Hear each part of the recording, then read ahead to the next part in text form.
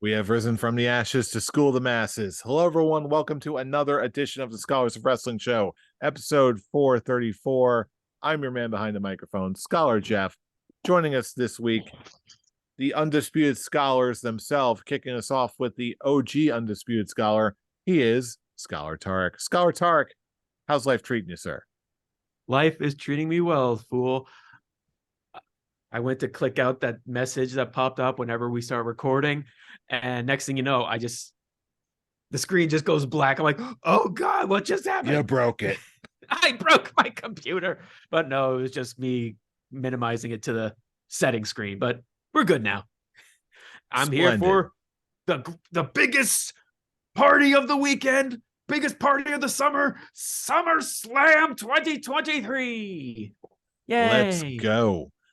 And speaking of let's go, we've got another Undisputed Scholar who just so happens to be the current reigning and defending Scholars of Wrestling World Champion. He is Scholar Brian. Scholar Brian, how's your evening going, sir? My evening is going well. Staved off a possible beefcase cash-in last week for the NXT show. So I'm a masochist. I'm putting the title on the line against everybody. It's SummerSlam. It's the biggest party of the summer. Let's do it up. Let's make it happen indeed.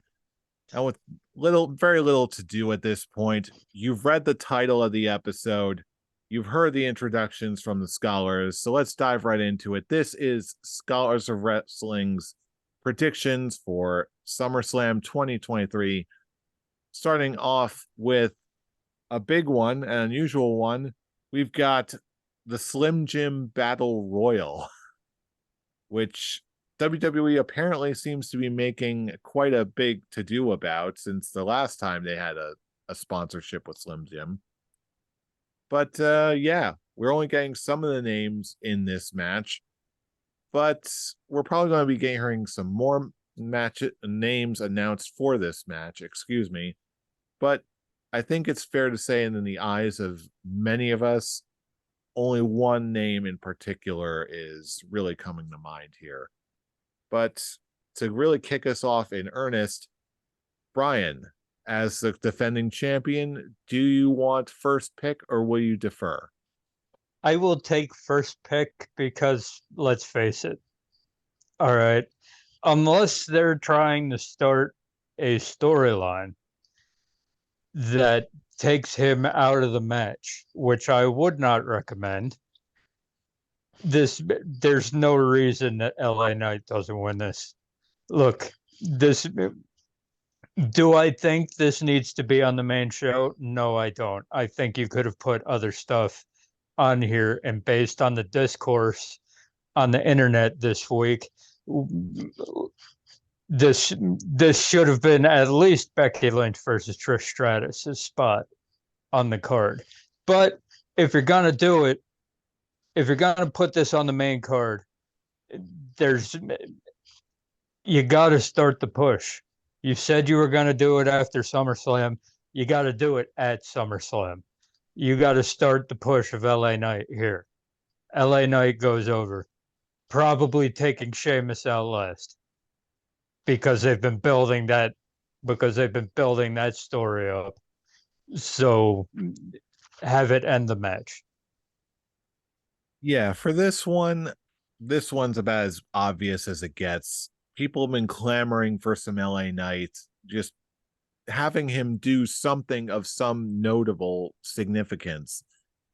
And really, I don't see how anyone else wins this thing as long as LA Knight's in it. No one else is getting hurt. The only way anyone really gets hurt at this point is if LA Knight does not win this match. They need to have LA Knight do something. They need to prepare him for something big relatively soon. And I don't see how this is not the next logical step for LA Knight. Fool, do we have an accord?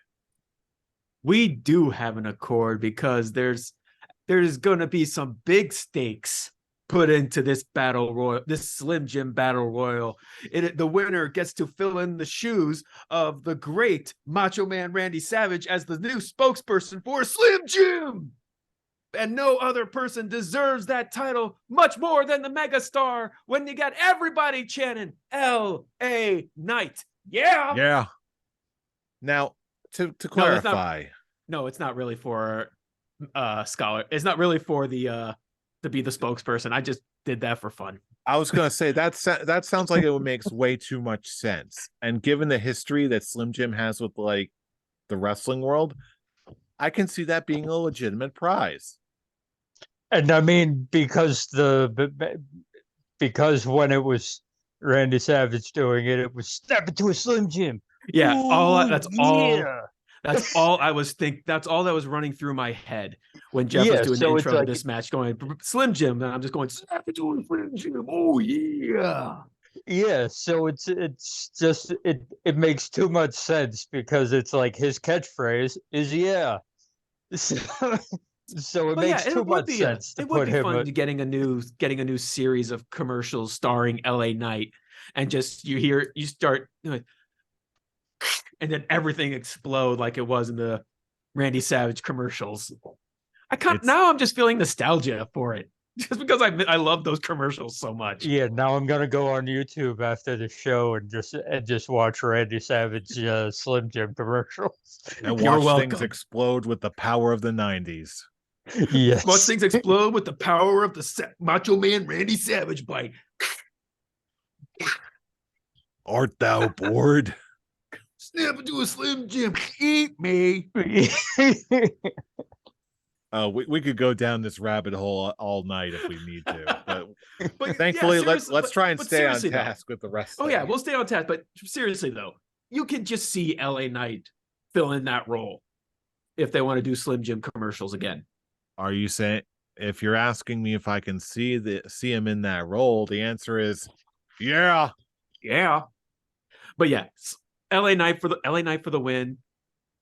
He has this is a big SummerSlam moment. This has to be something starting for him, storyline wise, even if it's just him going for the US title after Santos Escobar or whatever. Yeah, or whoever else gets lined up. But anyway, moving on to our next match in the card, we've got what appears to be an MMA rules match between Ronda Rousey and Shayna Baszler. Now, this one, I'm actually very surprised by a dynamic that they're going with here. Because it looks like we've got Shayna Baszler transitioning into a face role and Ronda is taking the role of the heel, which I really wasn't quite sure I would ever see. But lo and behold, we're getting it now and it's working. So I'm not sure if I really don't think they're going to be playing this as a legitimate MMA fight, which is making me think that because of how everything's going, they're actually going to put Shayna over and Shayna is going to win this thing, which if I had to hazard a guess, it probably means that Ronda is piecing out after this and just putting it over a friend on the way out. And we're going to get a Shayna win. So with that out of the way, pitching back over to you, Fool. Which way are you going on this? Are you going Ronda or are you going Shayna? I am also going to go with Shayna. And in response to what you're saying with the whole face and heel aspect, according to Wrestling Observer, they're both looking at Shayna and Ronda as both heels in this. Just when you actually look at who's having the better argument sakes, Shayna is definitely the face in this. And the video package that they had on Monday Night Raw really gave me something juicy to latch onto with this, because I do like their history. I do like that they have history. They have their close personal friendship, and we do see that when they're wrestling with each other, and back when Shayna was in the NXT days, and they were hinting at the 4 horsewomen versus the 4 fighters when Ronda was initially coming in. But yeah, this is Ronda is on her way out. That's why they took the tag titles off her and Shayna right away. So because her contract is ending, I think around the time of Payback. I think so. Yeah, she's gonna put Shayna over on her way out, and that is the correct choice. And if this actually does turn Shayna into a full on, I guess, tweener, like leaning more towards the face side tweener, I'm all for it. I think she's long overdue for a good push ever since she dominated that Elimination Chamber match years ago. Well, I'll tell you what, with that, Brian, which way are you going on this? Do we have an accord? Look, I love the fact that the video package on Monday signifies a return of the Queen of Spades that we saw in NXT. Like, that's the character I remember. That's the Shayna Baszler I remember, not the one that we've got since said Elimination Chamber match that Tarek brought up. Like, everything leading up to that was everything I wanted Shayna Baszler to be. And then after that, they just killed and neutered her character all the way down to what it was before she turned on Ronda Rousey. I honestly don't see what you're seeing where she's the face here. Where I where she and I don't see her being a face or a tweener at the end of this feud. I see her going full Queen of Spades NXT heel Shayna Baszler, and I think she's going to be a champion in the very near future. Because if they're going to go that route, that's where this needs to be, and that's where this needs to go. But there's no way Ronda wins here. She is on her way out. I think this is the actual last time we'll see her, and I wouldn't be surprised if they do an injury angle and say that Shayna took Ronda out of WWE. The only reason why I really threw the aspect of her being a face is because what she says and what she's been saying on the mic is essentially what the audience has been feeling about Ronda Rousey for a long time, and she's getting that face reaction. She's getting the crowd behind her. That's why I'm seeing more of her leading more towards the I just don't give a shit attitude. I'll just do what I want, whatever. Well, I'll tell you what, with that in the way, we've got our next match on the card, which is a pretty good thing that Tarek has got the first pick for. We've got the Intercontinental title match, Gunther versus Drew McIntyre. This one's going to be a good one. It's going to hit hard, but ultimately, who's going to take it away? Tarek, give us your pick, as if we didn't know. This is the match I'm looking forward to the most in SummerSlam, because just look who's in the match and look what they're fighting for. This is a Cloud9 match for me. I am just going to sit back, hand under my chin, and just go big old smile as this match is going on. It is clear. I've said it before and I'll say it again. They're gonna have Gunther hold on to the Intercontinental Heavyweight Championship till after Payback, when he breaks the record, finally destroying that Honky Tonk Man record.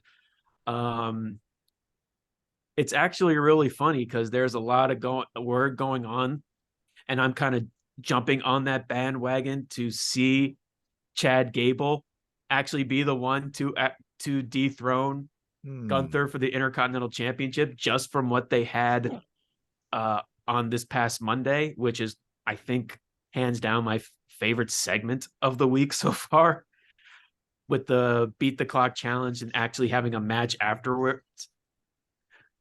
I love what they're doing with Chad Gable. I love what they're doing with Alpha Academy. And I feel like once Gunther is done with Drew McIntyre, I see Chad Gable. I just see Imperium starting a feud with Alpha Academy, which leads to him fighting both first starting Otis and then pay-per-view match Chad Gable. And that'll be like his one of his big last Intercontinental Championship defenses before he breaks the record. I'll tell you what, I have been very impressed with the pacing and just all the matches and everything that we've been seeing out of both Alpha Academy and Chad Gable proper. So I certainly wouldn't be scoffing at that.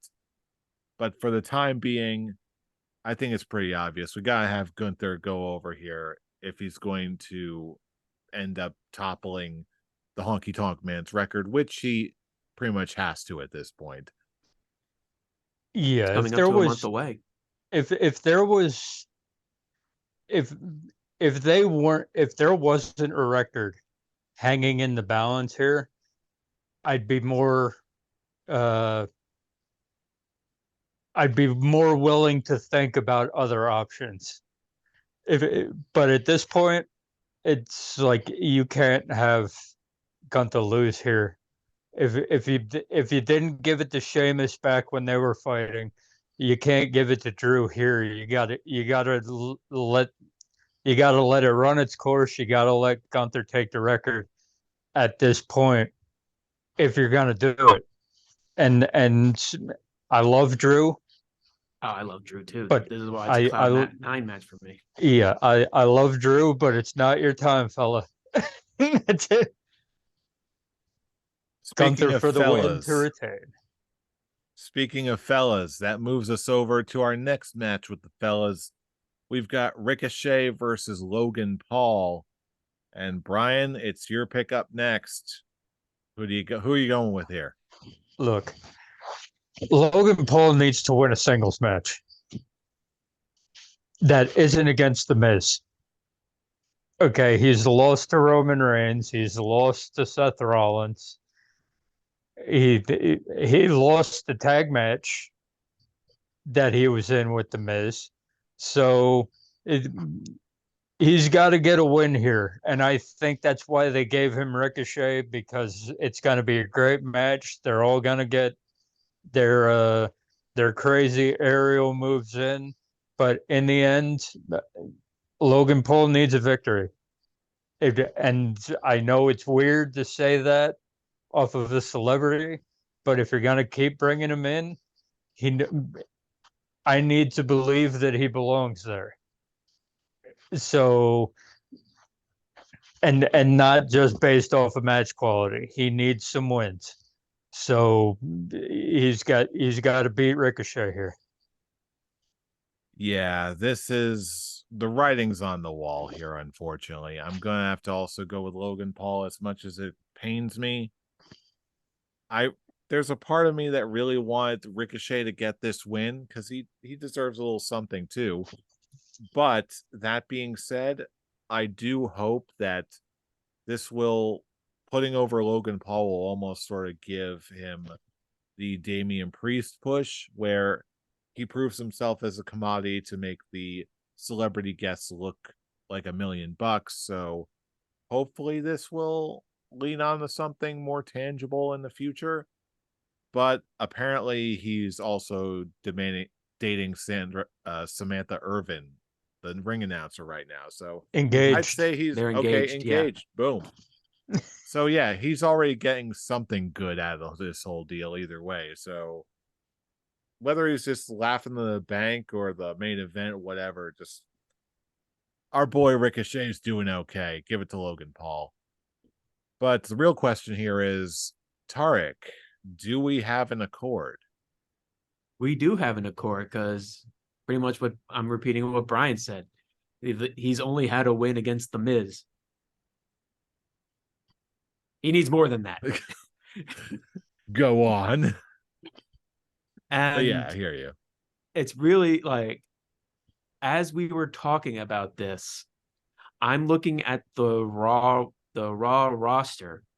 When you have your Ricochets, your Logan Pauls, your Bronson Reeds, your Tommaso Ciampas, your Shinsuke Nakamura's, and once Gunther loses that Intercontinental Championship, there are plenty of people to fill in that space with the names I just listed. That's your mid card going for your IC championship, with Gunther moving on to the world heavyweight title in the near future. But yeah, Logan Paul all the way. He needs the win. Ricochet doesn't need the win. If he wins, nothing's gonna change. He's gonna stay where he is. If Logan Paul wins, granted, he's probably gonna stay the same spot where he is now too, but he's the bigger name that brings in the more mainstream audience. So yeah, they're gonna do whatever they can to make this match go viral. Oh boy, with heavy quotes, I'm sure. Oh, very heavy. Heaviest of the quotes. But viral. Hey, they can certainly try. Nope. But speaking of trying, we're also going to get a triple threat women's championship match. We've got Asuka, Charlotte Flair, and Bianca Belair. For this one, it gave me pause for a second, but I think Asuka is going to retain. But the real question to me is, will Io Sky cash it in on her later in the evening? Tarek, it's your pick up next. What do you got? It's actually really funny. Of all the matches on this card, this one is actually the most challenging for me. Because are they just going to go Charlotte wins LOL or Bianca wins LOL? Or they are just going to keep the title on Asuka, even though she's doing literally nothing in this feud. This is a Bianca Charlotte feud with Asuka just there. Typical WWE booking of Asuka. And then then you add the Money in the Bank cash in, which I already threw my cash in card away. You guys still have yours.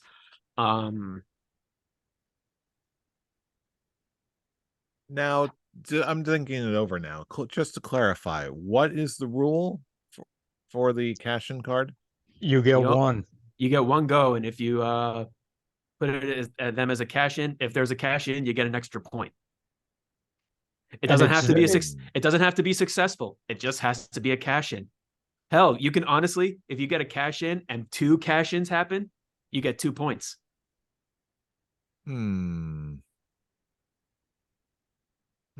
Yeah, that it's a fun little card, isn't it?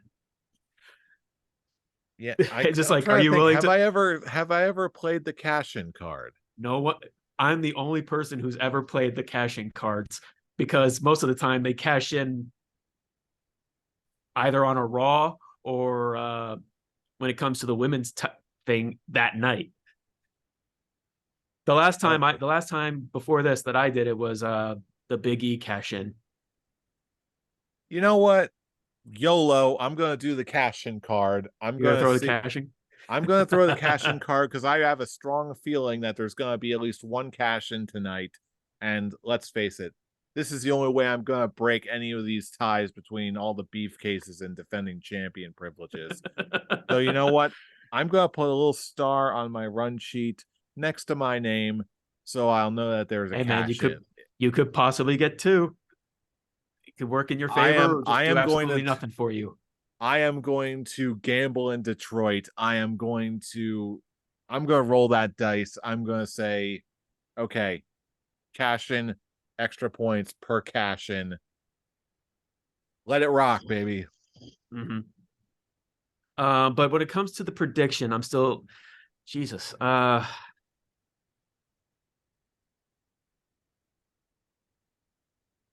Funny enough, this was actually the one where I'm just thinking, just the hell with it. Just guess just for the hell of it. Charlotte wins because she's Charlotte Flair.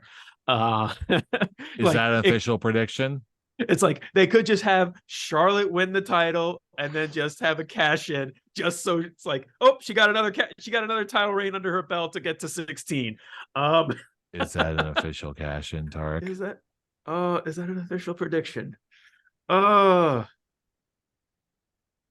What will you do, Tarek? I wouldn't recommend it because Charlotte doesn't win triple threat matches. I'm going to go with Asuka. She wins LOL in singles matches. She does win LOL in singles matches.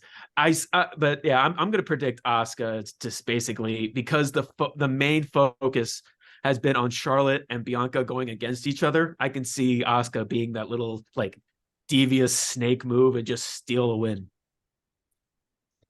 Plus, I want to see her versus Io for the title. Yeah, it's one of those things where it's a tale as old as time. WWE does it all the time, where they've got the two big names. And the Asuka should be a big name too, but the way they book her, she's not. But you have the two big stars, Charlotte Flair and Bianca Belair, and they're all focused on each other. Well, you got the other one over here. It's so obvious where this is going because and this is why I'm not saying that Io Sky is going to cash in tonight because I don't believe that Asuka's going to be in enough pain or be in the right spot to be able to cash in because they're going to be too focused on each other. Asuka's going to steal a pin and get out of there. I swear, if Charlotte wins, if she's Charlotte not does, she's not. Oh, you go. This is your prediction. Charlotte's not going to win in a triple threat match. That's just not the way she rolls. I don't think she's ever won the title in a triple threat match. She's retained the title in a triple threat match. I know that. I don't think she's ever won one. We got to look into that. That's a very fair observation. Yeah, so it's like I don't think that I wouldn't be surprised if Charlotte wins it in a one-on-one very soon, but whether it's Io Sky or Asuka, but but I just don't see Asuka losing the title in a feud that had nothing to do with her. I think that they're so focused on each other that they're going to lose the plot and Asuka's going to come in and I don't know if it's off of a finisher or if there's going to be or if it's going to be a roll up of doom, but Asuka's going to come out on top. But I don't think in a position where Io Sky can cash in because of the fact that they're so focused on beating the crap out of each other, they forgot about Asuka. And you never forget about Asuka. I will say this right now. If Charlotte wins, I will never predict against her ever again. Ever. A bold prediction. We're gonna remember that one. It will be your Lacey Evans, fool. Where if she's in a match, you predict her to win. I learned my lesson the hard way. That's what. Thankfully, she's not any pay-per-views anymore. Well, that's what happens when you apparently go against Sergeant Slaughter and his daughter. But hey, except at least she's a real Marine. Semper Fi, baby. Mm-hmm. But hey, I will never vote against Charlotte ever again if she wins. All right. Moving on to the next match on the card. We've got Cody Rhodes versus Brock Lesnar. Supposedly the final round. Tarek, it's your pick up next. Which way you going for this one? Cody wins. Just end the goddamn feud now, please. I'm done with this feud. Fair enough. Brian, who do you got between Cody and Brock? Yeah, I think this is the easiest pick I've ever made. Cody. Don't need to add anything more, just Cody. And we do indeed have an accord. I'm also going to go with Cody. Just he's due. I think the real interesting thing that's coming up next is who is next on the horizon for Cody. Speaking of which, before you move on to that, I was actually going to ask about that. There are rumors going around that Bray Wyatt might come back and have a program with Cody. Do you want to see that? I don't. Of course I do. I don't want to see Firefly Funhouse Bray versus Cody. I want him to bring back Swamp Man Bray Wyatt. I don't care what he does as long as Bray Wyatt's back and healthy and doing something crazy again. Just give me back Uncle Bray. I don't care. I want Uncle Bray, which is the cult leader, Uncle Bray. I don't need the Fiend anymore. The Fiend stopped being cool with me a while ago. It doesn't work for me anymore. Bring back cult leader Bray Wyatt talking about following the buzzard. I Hey, like that dude. Bring it back. hey, they may have ruined the Fiend at the end, but I will never stop watching Firefly Funhouse matches. That is still one of my favorite things that came out of the Oh yeah, I pandemic love era. that match. I mean, That match trust is me, awesome. I'm not gonna lie. I like a part of me does want to see Cody Rhodes go through a Firefly Funhouse match just so he can put on the Stardust makeup again. To just because it's Oh the whole dear. going back to face your demons. He's totally gonna do And that, isn't he? like Yeah, it's if gonna he happen. does that and actually does something that Cena couldn't do and overcome the Funhouse to help build finishing his story, I kind of would find that very poetic if they do that. This makes way too much sense, and I love it. I want to see this now. I Now don't with think it's gonna happen, but I want to see it. once Dustin finishes his AEW contract, you see him make a cameo in the Firefly at Funhouse. It's like you see him and it's actually Huskus the pig boy disguised himself like in the Oh form dear. of Gold Dust. This makes way too much sense. I want to see it so badly now, even though I have some doubts it's actually going to happen. Sorry, not sorry that I planted that in your guys' heads. Well, moving on before I make myself even more sad. We've got Seth Rollins defending the World Heavyweight Championship against Finn Balor, where there were some hints as to where some of us might stand on this one. But Brian, the choice was yours first. Who do you got between Seth and Finn? First of all, it's the anniversary of Finn Balor first winning the Universal title, which was then ripped from him because of Seth Rollins screwing up a move. This is in the lore. This is well known. Second of all, the only reason I didn't pick Finn Balor last month was because I thought that was a one-off. Either way, it wasn't going to happen again. But now that it is happening again, the more interesting stories come out of a title change here. I don't see, other than if Gunther were to lose at SummerSlam, then I can see Seth keeping the title because then you'd have a story there. Now, who else can he face? Built up right now, other than Finn Balor. I think that and Finn Balor having to look over his shoulder because Damian Priest has the briefcase. Charlie has the beefcase, Brian. Charlie has the briefcase. Sorry, I'm still having horror shows from last week. But look, I think the better way to go here. You get more interesting stories. You have an overarching story that's been being told for a month now because Damian Priest has the briefcase and what happened last month and all this. There are two different ways you can go with that. You can have Damian Priest cost him again, and then Finn Balor be all mad at Damian Priest, or you can have Finn Balor win here.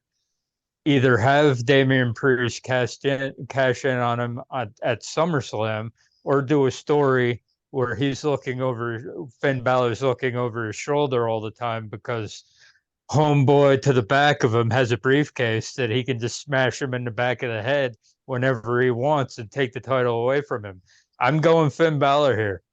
We're 8 years from the day that he won the Universal title. Let's do it Hmm. again. I'm going for it. Finn Balor to win the WWE title. Interesting. Interesting. I'll tell you what, that's a stronger case than I would have expected. But for me personally, I still have some doubt.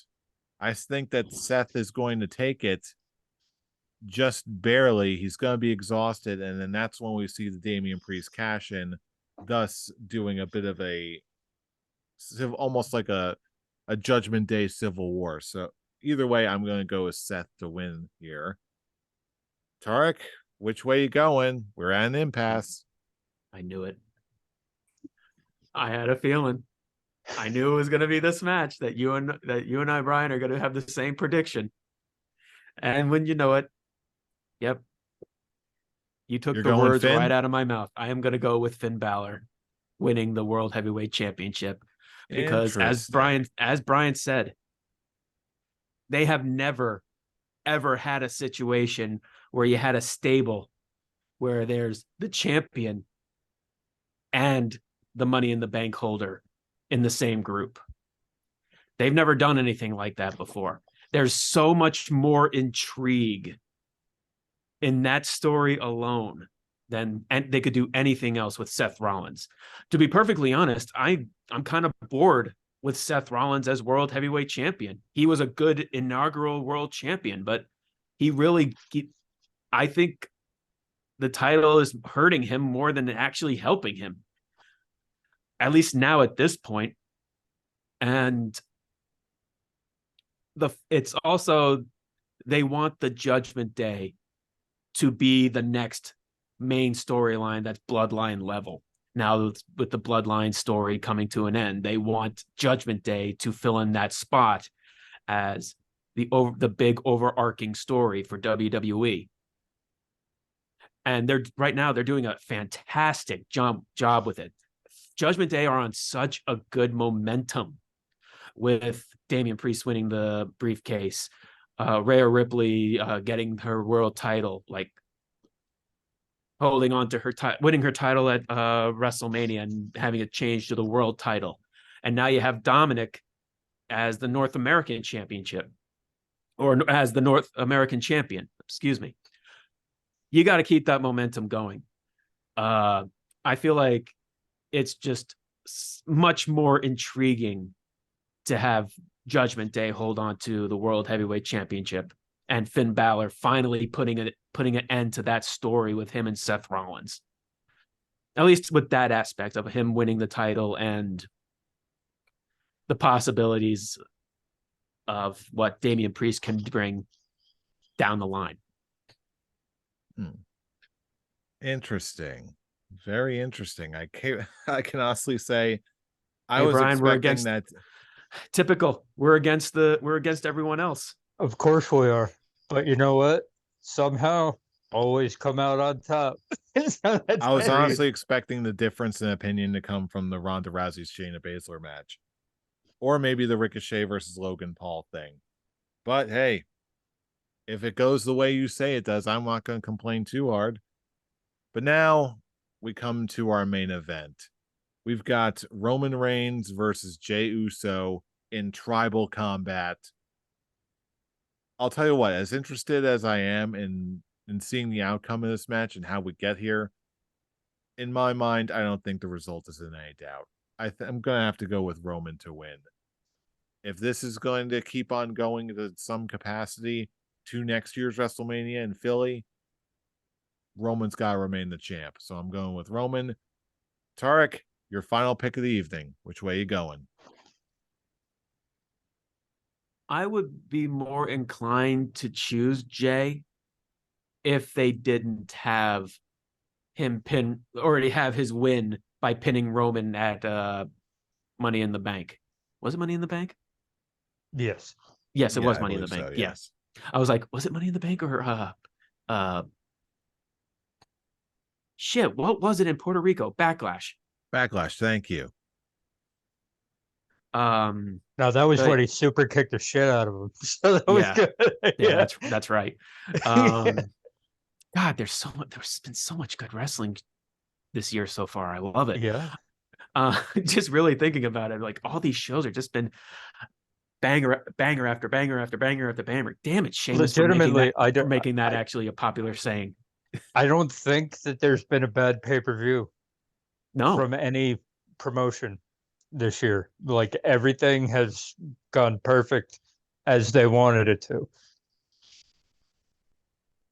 But yeah, I just they one thing they definitely succeeded in this storyline is make Jey Uso a main event single star.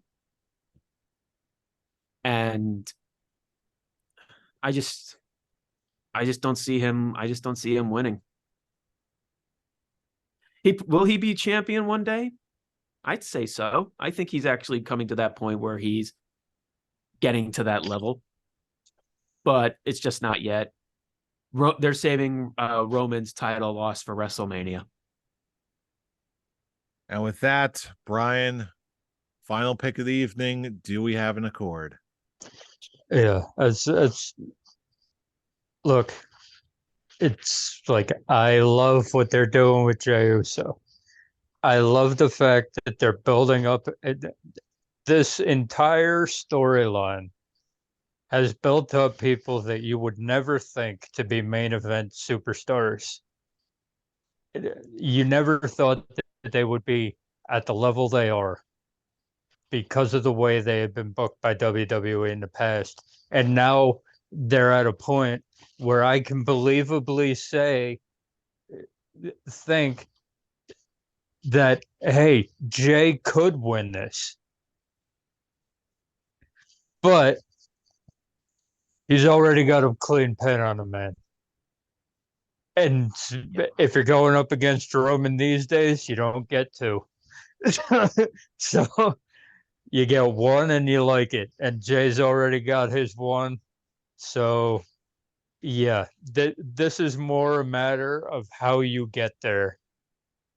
Because this, for me, just storyline based and all of it, this is going to be match of the night for me, just based on emotion standpoint. Match of the night's going to be Gunther versus Drew. Let's not lie here. Hands Let's down. not but based on emotion, storytelling, all that mess, this is probably going to be what I remember most from this show. And I think Roman is going to pull it out by the skin of his teeth. It's going to be a lot harder than this man thinks going one-on-one. But there will be no Miracle Uso coming out of SummerSlam. Just another Roman Reigns title defense. Because, yeah, you don't take the title off of this dude until WrestleMania. This is a WrestleMania title loss kind of guy. You don't take it off of him at any other time. All Roman right. will win. So I have a Scholar's Quick Talk for this match in particular. Away. Where do you see Solo going in this? I think we get Jimmy coming back and neutralizing him. I think there's gonna be another tease of a bit of a tension spot with maybe Roman will screw something up, or maybe Solo will attempt to interfere, but then they both say, no, this is tribal combat, don't do it. But maybe when the ref's back is turned, he'll do something anyway. And then, yeah, Roman will still win, but there's going to be ramifications in the follow-up week saying, okay, you interfered with tribal combat. That's a no-no. And then Rikishi comes up and stink faces people. I don't know. I do want to see the Anoa'i family watching this. Tribal combat for head of the table for the family. I do want to see the family, if anything, like sit on the stage and just watch a tribal combat. I actually think that would add so much to having all the members of the family, including The Rock. I'm not Showing, so sure The Rock is actually going to show up on Night Like I Tonight, mean, but what's he everything like else, I would with the love to see it writer happen. with the writer's strike and the Screen Actors Guild strike happening and pretty much Hollywood shut down? What's he got to, other than the XFL? What's he got to do? If he He's making showed tequila. any if he showed any interest in this storyline, he showed more interest in Grayson Waller than he's shown in any of this storyline. If he showed any interest at all, I could see him showing up at SummerSlam. But I could see the rest of them. Yes, I could see that. I actually really like that. I can see that happening. But The Rock has shown no interest in this storyline. He's made jokes at Grayson Waller more than he's talked about this storyline. So I don't see that. It would just be really fun to see. I also would like to see when it comes to my quick talk and solo, I kind of want to see him like mess everything up in this, like him interfering when it's not supposed to, like it's not his place to do that, and become kind of like that member of the family that's been banished from the tribe, and him trying to like bring himself back in, or at least force his way back in style, and if anything, like have Paul Heyman be having him be the next Paul Heyman guy after Roman. Yeah, There's there's certainly a lot possibilities of there. potential here. Absolutely. And I think we're definitely going to see something of note here to continue this whole storyline on post J. But again, it's just a matter of how far do they plan on going on this particular card and how much they Solo end up versus Roman saving. at the Rumble. You know what? That's not as outlandish as it might seem at first glance. It's certainly possible. And then by the time that WrestleMania comes around, there's no one else to defend Roman. Maybe not even Paul Heyman. It's And just that's how Roman Cody versus the world, and that's it. and that's how Cody gets it done. And there you go. No It would make excuses. 39 so much more. It would actually add depth to that. Now actually seeing the story, and it was like, oh god damn it, Hunter, you were right. Just sit and watch. You son of a bitch. I hate you. Hey, as long as WrestleMania 40 I actually get to get tickets for, then I'll be okay with that result. Same. But hey, while we're waiting for on sale and pre-sale things for WrestleMania, we've got one heck of a show ahead of us this weekend at SummerSlam. Those are our predictions. Lots of things on the line for people in the wrestling business and for the scholars of wrestling. So with that being said, we want to hear from you. Let us know what you think the match outcomes are going to be. Who's going to walk away with what belt? We want to hear from you all across the internet. Facebook posts, YouTube comments, wherever you are, we are, including the Twitter/X machines, whatever you want to call it. We're there to live tweeting and joining in the conversation. Fool, where can they reach you? You can reach me deciding whether or not to actually stay with quote X or not at the Avataric. It's becoming such a mess on that app. That thing is just, it's like, I don't know if it's even worth staying on it anymore. Maybe we'll switch to Instagram. I don't know. Probably. Either way, Brian, where can they reach you? You can find me holding on to my title like Gollum, my non-existent invisible title, because we're in separate places. But you can find me at Atomic Beanpole. We'll help with that. And you can find me breaking the fourth wall and possibly switching over to Instagram at I'm Robbie Rage. And for all of these relevant social media links and more, check us out at our link tree in this description below. That's Linktree/Scholars of Wrestling. And with that, we are out of here.